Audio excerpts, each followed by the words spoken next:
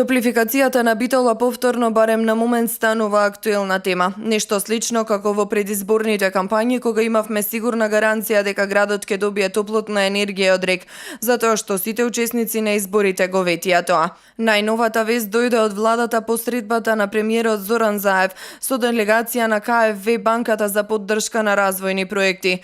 Владината прес-служба информираше дека на средбата се разговарало за можноста за изградба на цевковод од рек Битола до градот и воведување систем за централно грејење во јавните социјални и образовни институции, градинки, училишта и болници. Премиерот на средбата предочил и дека развојните проекти што ги поддржуваат програмите на оваа банка се инвестиции кои имаат потенцијал да го зајакнат и зголемат бруто домашниот производ, дека се секогаш во интерес на граѓаните и дека ќе придонесат за заштеда во домашните буџети. На оваа вест реагира од ВМРО ДПМНЕ дека проектот Топлификација на Битола е обмислен, предложен и за истиот се обезбедени пари преку банката во време на ВМРО ДПМНЕ.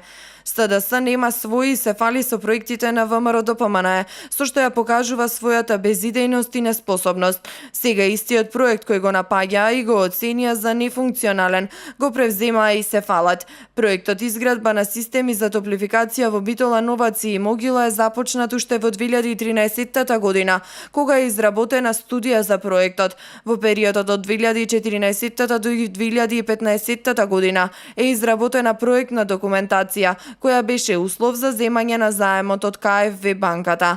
Целата подготовка овозможи во декември 2015 година владата на ВМРО ДПМНЕ да потпише и договор за заем од германската КФВ банка. СДС цели 6 месеци нема направено ништо во насока на реализација на овој проект, за кој се обезбедени финансиски средства и истиот сега се користи од крајно популистички причини, стои во партиското соопштение.